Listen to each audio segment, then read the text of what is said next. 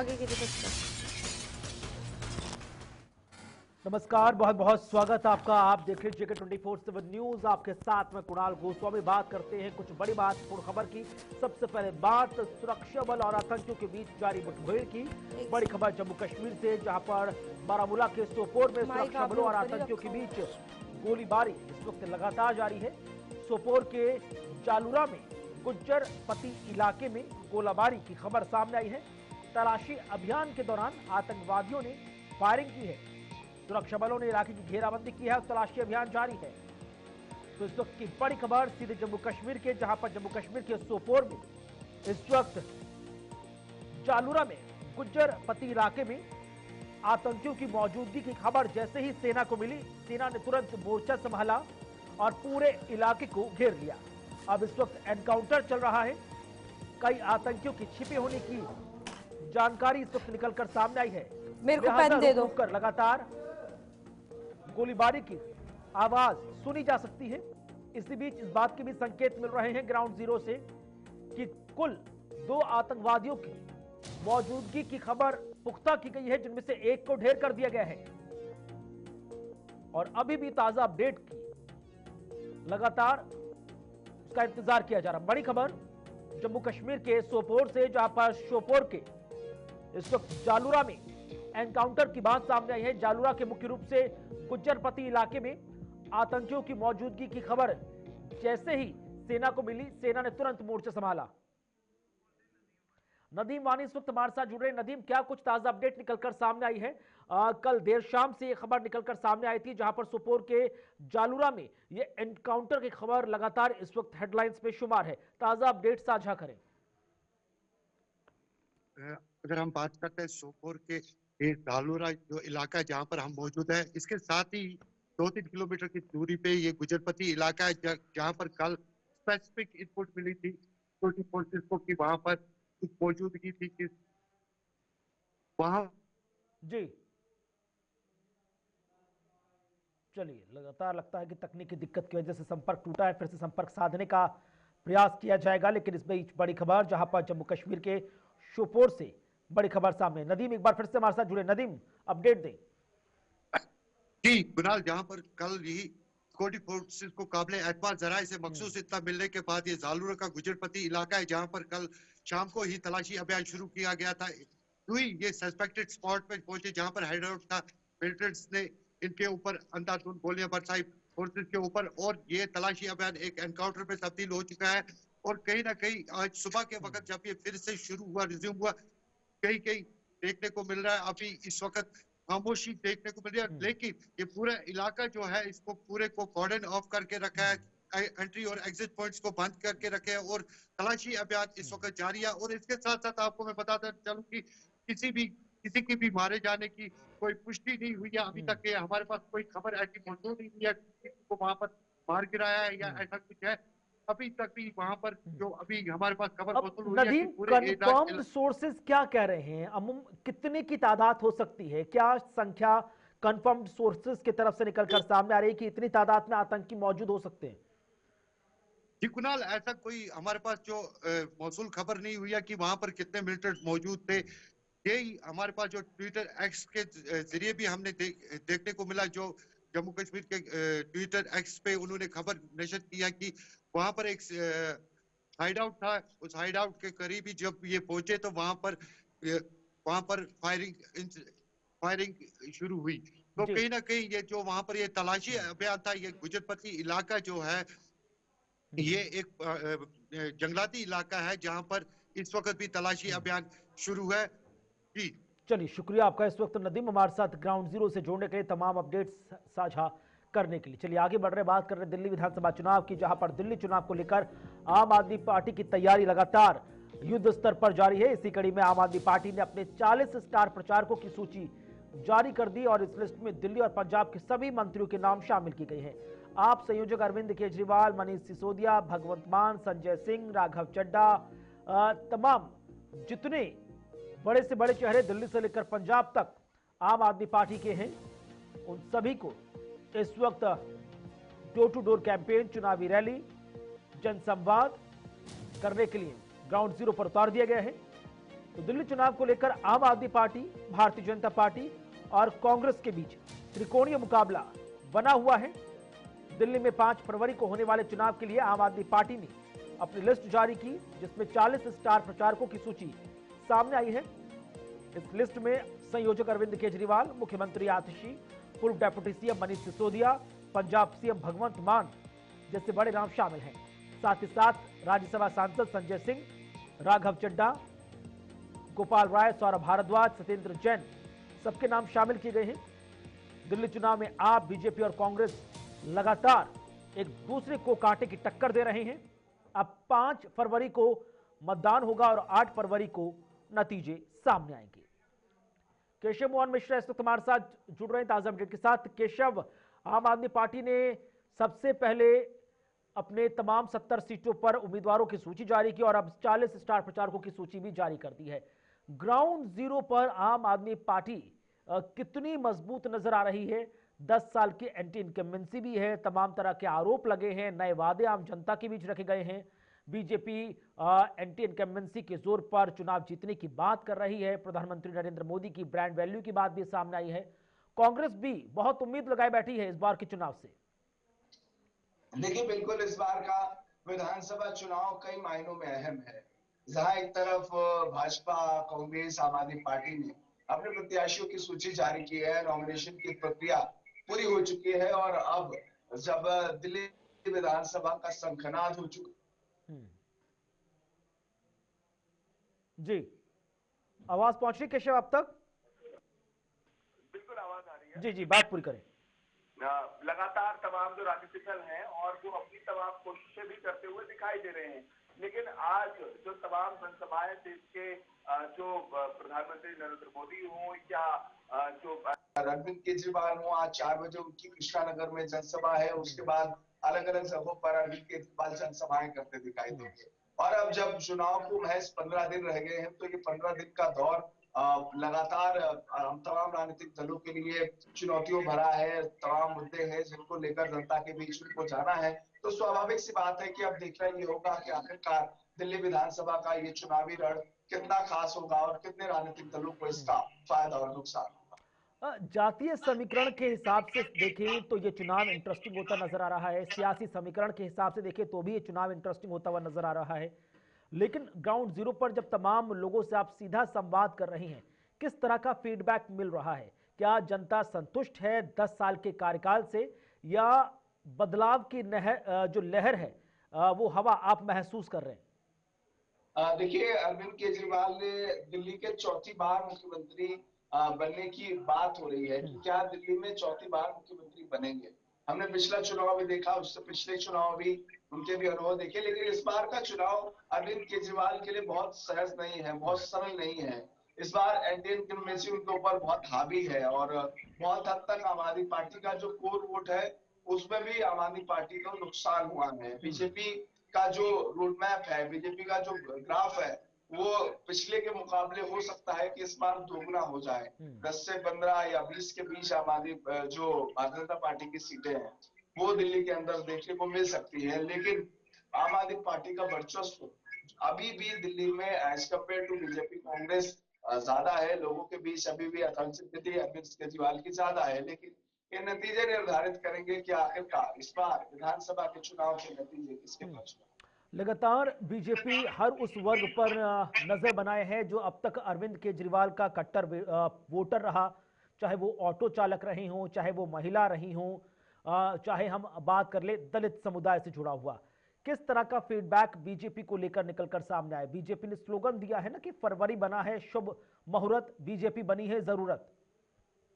देखिए, बिल्कुल दिल्ली में इस बार अब किसके पक्ष में ये दिल्ली का पूरा चुनाव होगा ये तस्वीर क्लियर होगी। लेकिन अभी बहुत ऐसे मुद्दे हैं जो दिल्ली की राजनीति में हावी नजर आ रहे हैं। अरविंद केजरीवाल हो या स्वयं प्रधानमंत्री नरेंद्र मोदी की जनसभाएं हो, एक दूसरे को घेरना हो और प्रधानमंत्री नरेंद्र मोदी द्वारा आम आदमी पार्टी को आपकी आपदा कहना हो, ये तमाम ऐसे मुद्दे हैं जो दिल्ली के राजनीतिक सरगर्मियां तेज कर रहे हैं। लेकिन नतीजे किसके पक्ष में होंगे? एंटी इनकम्बेंसी से अरविंद केजरीवाल को कितना नुकसान होगा, ये तमाम चीजें आने वाले विधानसभा चुनाव की 5 तारीख को निर्धारित होंगी और ये निर्धारित करेंगे कि आखिरकार इस बार का विधानसभा चुनाव किसके पक्ष में रहा, किसको फायदा हुआ, किसको नुकसान हुआ। ये तस्वीर बहुत जल्द क्लियर हो। ठीक है, शुक्रिया आपका केशव, दिल्ली से जुड़ने के लिए, तमाम अपडेट दर्शकों तक साझा करने के लिए। आगे बढ़ रहे, बात कर रहे हैं दिल्ली विधानसभा चुनाव की, लेकिन जो सियासी एंगल है वो यूपी से जुड़ा हुआ है, क्योंकि मुख्यमंत्री योगी आदित्यनाथ अब भारतीय जनता पार्टी के पक्ष में दिल्ली में चुनाव प्रचार करते हुए नजर आएंगे। सीएम योगी की दिल्ली में बीजेपी की तरफ से 14 रैलियां प्रस्तावित की गई हैं। सीएम योगी की पहली रैली आने वाली 23 जनवरी को प्रस्तावित है। सीएम योगी की रैली को लेकर तैयारियां तेज कर दी गई हैं। बीजेपी प्रत्याशियों के समर्थन में वोट मांगेंगे मुख्यमंत्री योगी आदित्यनाथ। तो दिल्ली विधानसभा चुनाव को लेकर चुनाव प्रचार जोरों पर है। उत्तर प्रदेश के मुख्यमंत्री योगी आदित्यनाथ दिल्ली में बीजेपी के समर्थन में रैली करते दिखेंगे। सीएम योगी की रैली को लेकर तैयारियां भी शुरू हो गई हैं। माना जा रहा है कि सीएम योगी दिल्ली में गणतंत्र दिवस से पहले ही चुनावी रैली का शंखनाद कर देंगे। अब सूत्रों के मुताबिक यूपी के सीएम योगी आदित्यनाथ दिल्ली विधानसभा चुनाव में एक के बाद एक कई रैली करेंगे। दिल्ली चुनाव में अपनी पहली रैली वो आने वाली 23 जनवरी को करने जा रहे हैं। कुल 14 जनसभाएं प्रस्तावित की गई हैं और इस दौरान वो बीजेपी प्रत्याशियों के समर्थन में जनता से वोट की अपील करेंगे। ताबिश कमाल इस वक्त हमारे साथ जुड़ रहे हैं ताजा अपडेट के साथ। ताबिश, लगातार बीजेपी हर वो तुरुप का इक्का फेंक रही है दिल्ली के सियासी दंगल में, जिसके माध्यम से जीत वो सुनिश्चित कर पाए। योगी आदित्यनाथ को लेकर भी कई कयास लगाए गए थे कि महाराष्ट्र में उनका दबदबा नजर आएगा या नहीं, लेकिन उनका वो बयान बटेंगे तो कटेंगे, बीजेपी की जीत, एनडीए की जीत, महायुति की जीत महाराष्ट्र में सुनिश्चित कर गया।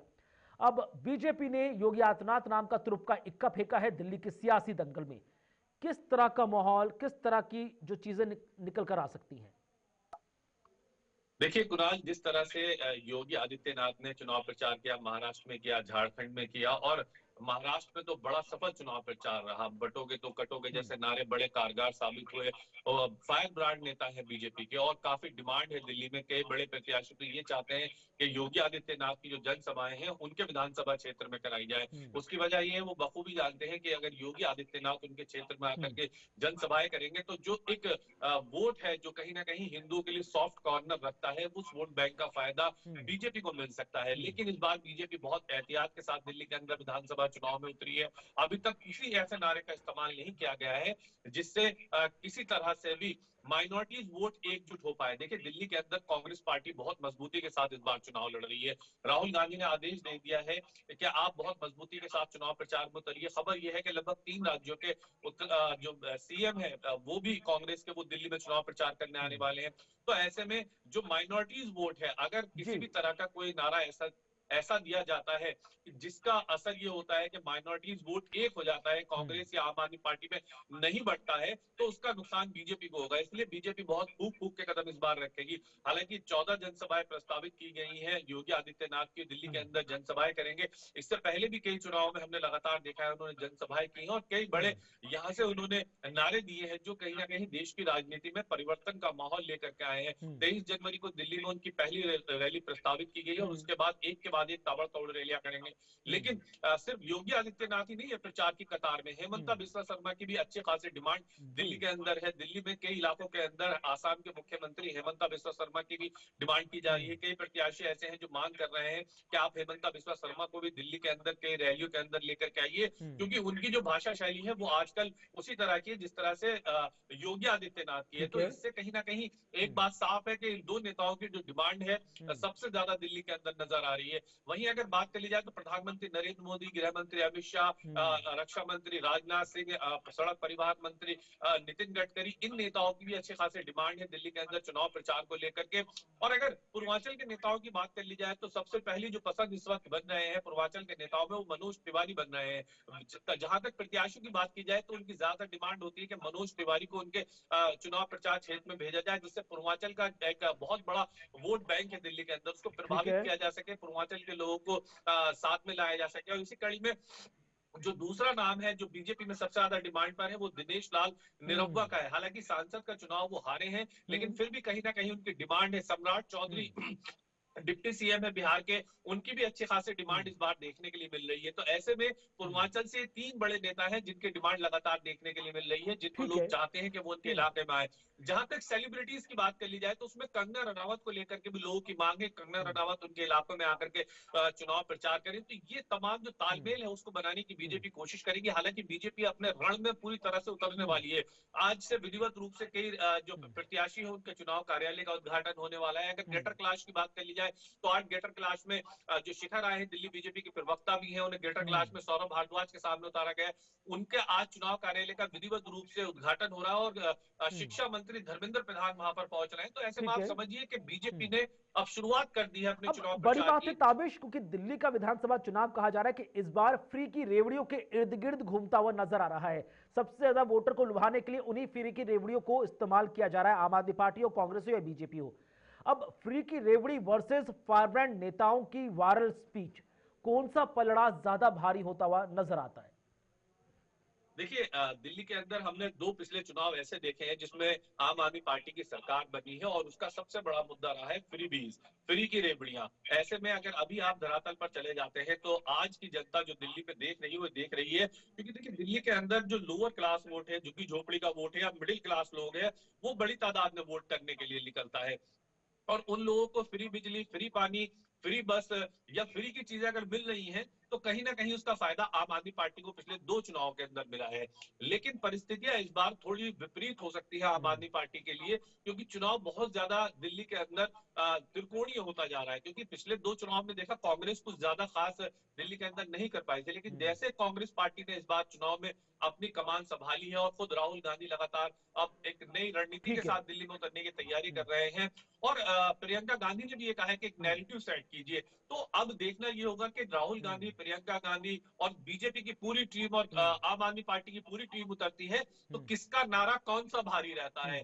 फ्री बीज तो सभी पॉलिटिकल पार्टी कह रही है और दिल्ली की जनता देखिए अब ये भी समझ रही है कि जो फ्री शुरू हो चुका है वो कोई पॉलिटिकल पार्टी बंद नहीं फिर करेगी। जो फ्री शुरू कांग्रेस हो की चुका है वो तो हो जमीन चुका है। कितनी मजबूत नजर आ रही है ताबिश, क्योंकि बीजेपी अकेली नहीं है, पूरा एनडीए इस वक्त चुनावी मैदान में है दिल्ली में।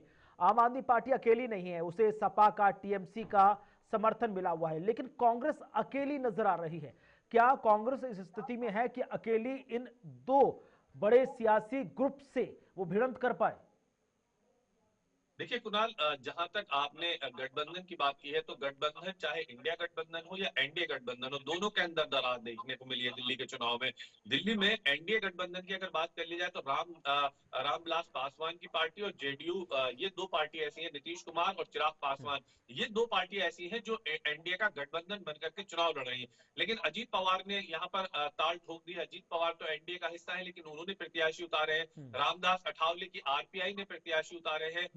तो ऐसे में एनडीए गठबंधन में भी दरार है। वहीं अगर कांग्रेस की बात कर ली जाए या आम आदमी पार्टी की बात कर ली जाए, कांग्रेस और आम आदमी पार्टी भले ही यहाँ पर दिल्ली में एक दूसरे के आमने सामने हो, लेकिन जो एनडीए इंडिया गठबंधन के घटक दल है उनका ज्यादा समर्थन आम आदमी पार्टी को मिलता हुआ नजर आ रहा है। तो ऐसे में अगर घटक दलों की बात की जाए तो आम आदमी पार्टी घटक दलों से ज्यादा मजबूत नजर आ रही है। लेकिन ये मजबूती धरातल पर कितना काम करेगी, क्योंकि देखिए जिस तरह से विधानसभा चुनाव का इस वक्त रण चल रहा है दिल्ली के अंदर, 2 चीजें बहुत दिल्ली के अंदर हम अहम देख पा रहे हैं। पहली बात तो ये है कि सब ये देख रहे हैं कि वादे कौन क्या कर रहा है और कौन कितना पूरा करने में इनको सक्षम है। और दूसरी चीज ये है कि कौन किस तरह की भाषा शैली का इस्तेमाल करेगा। जब तक दिल्ली में चुनाव प्रचार में योगी आदित्यनाथ, हेमंत बिस्वा शर्मा, प्रधानमंत्री नरेंद्र मोदी या बीजेपी और आम आदमी पार्टी और कांग्रेस के तमाम जो बड़े लीडर्स हैं वो नहीं उतर जाते हैं, तब तक ये कह पाना बहुत मुश्किल होगा कि किसके नारे पर दिल्ली की जनता को इस बार विश्वास रहेगा। पिछली बार भी हमने देखा था, चाहे वो लोकसभा के या नगर निगम के चुनाव को अगर आप याद होगा तो नगर निगम के चुनाव थोड़ा याद कीजिए, योगी आदित्यनाथ दिल्ली में आए थे चुनाव प्रचार करने के लिए और उनकी रैलियों का बहुत असर पड़ा था, बहुत प्रभाव रहा था। तो इस बार दिल्ली में अभी फिलहाल बीजेपी उस तरह से चुनाव प्रचार में या कांग्रेस उस तरह से नहीं उतरी है जैसे आम आदमी पार्टी धरातल पर मजबूती के साथ काम कर रही है। ये दोनों जब चुनाव प्रचार में पूरी तरह से उतर जाएंगे, इनके फायर ब्रांड नेता चुनाव प्रचार करने आ जाएंगे, तब पता चलेगा कि दिल्ली की जनता आखिर किस पर ज्यादा विश्वास कर रही है। चलिए, शुक्रिया आपका ताबिश, हमारे साथ दिल्ली से सीधे लाइव जुड़ने के लिए, तमाम जानकारी साझा करने के लिए। अब बात हरियाणा की कर रहे हैं। हरियाणा में जहां आज ठीक 11 बजे नारायणगढ़ अनाज मंडी में जनसभा का आयोजन किया जा रहा है। मुख्यमंत्री नायब सिंह सैनी जनसभा को संबोधित करेंगे। तो विभिन्न विकास कार्यों का उद्घाटन होगा, शिलान्यास भी होगा। दोपहर 12 बजे बड़ागढ़ में हरियाणा कबड्डी महाकुंभ में सीएम सैनी शिरकत भी करेंगे। साथ ही साथ मॉडर्न खेल स्टेडियम बड़ागढ़ में हरियाणा कबड्डी महाकुंभ का आयोजन किया जा रहा है। तो इस वक्त की बड़ी खबर सीधे हरियाणा से, जहां पर ताबड़तोड़ एक के बाद एक कई कार्यक्रम। मुख्यमंत्री नायब सिंह सैनी के 11 बजे नारायणगढ़ अनाज मंडी में जनसभा को संबोधित करेंगे सैनी। साथ ही साथ दोपहर 12 बजे बड़ागढ़ में हरियाणा कबड्डी महाकुंभ में वो शिरकत करेंगे।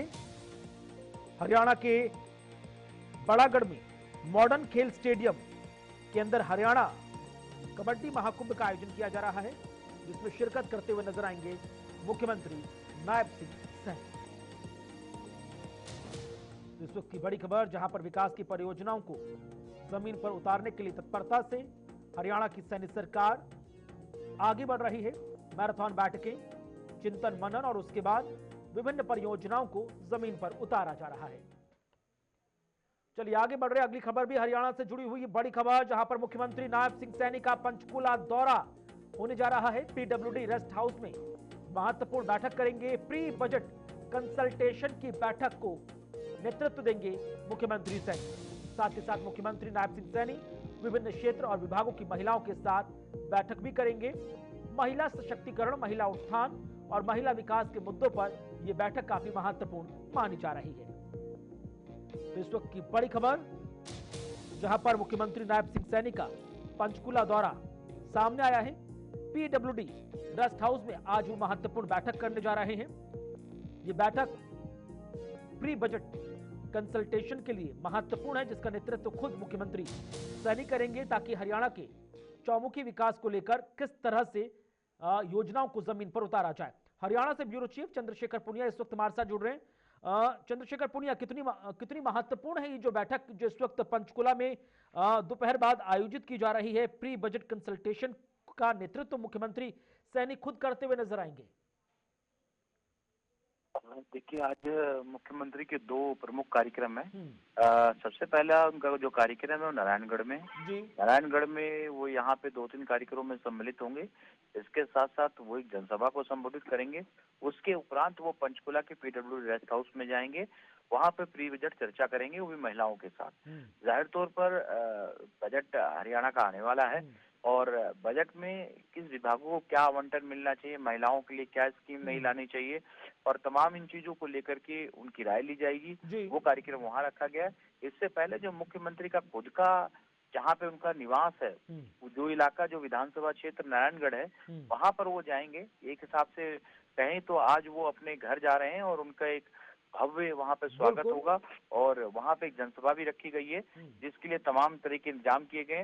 रोडवेज में भी एक कार्यक्रम रखा गया, वहाँ पे भी जाएंगे। वहाँ पे भी वर्कशॉप का जो है कार्यक्रम रखा गया, रोडवेज वर्कशॉप का, वहाँ पे सम्मिलित होंगे। तो तमाम ऐसी चीजें जो कुश्ती का कार्यक्रम है वहाँ पे भी जाएंगे। तो आज मुख्यमंत्री की बिजी शेड्यूल है, जहाँ महिलाओं से मिलेंगे वहीं तमाम जनसभा को संबोधित करते हुए अपनी बात रखें। यानी कुल मिलाकर चंद्रशेखर, जो आप कह रहे हैं कि करीब 11 बजे के आसपास अनाज मंडी की जनसभा को संबोधित करना है, उसके बाद वो कबड्डी महाकुंभ में शिरकत भी करेंगे। शाम को प्री बजट कंसल्टेशन बैठक है। चौमुखी विकास को लेकर लगातार जो नेतृत्व सीएम सैनी के निर्देशों में दिया जा रहा है, क्योंकि तीसरी मर्तबा की सरकार है, तिगुना विकास जमीन पर उतारना भी एक जिम्मेदारी होगी। देखिए, बिल्कुल विकास की अगर बात की जाए तो विकास ही एक ऐसा मुद्दा था जिसके जरिए वापसी आए हैं, क्योंकि ये इतिहास उन्होंने जो रचा है, क्योंकि आज तक जो है तीसरी बार किसी की सरकार बनी नहीं जब से हरियाणा बना है। तो ये कहीं ना कहीं विकास के मुद्दे पर और तमाम वो चीजें जिन्होंने युवाओं को आकर्षित किया, योजनाओं ने आकर्षित किया, उन्हीं की वजह से आज इनकी वापसी हुई है। और आज वो अपने गृह क्षेत्र में आ रहे हैं, तो ये एक अपने आप में वहाँ के लोगों के लिए खुशी की लहर है। और जाहिर तौर पर जब वो गृह क्षेत्र आ रहे हैं तो वो बहुत सी ऐसी योजनाओं का घोषणाओं भी करेंगे और लोकार्पण भी करेंगे। तो ये दिलचस्प होगा आज के कार्यक्रम में क्या क्या होता है। चलो, बहुत बहुत शुक्रिया इस वक्त चंद्रशेखर पुनिया इस वक्त हमारे साथ फोन लाइन पर जुड़ने के लिए, तमाम अपडेट दर्शकों तक साझा करने के लिए। और इसी के साथ इस वक्त के बुलेटिन में इतना ही। वक्त छोटे से ब्रेक का, खबरें आगे जारी।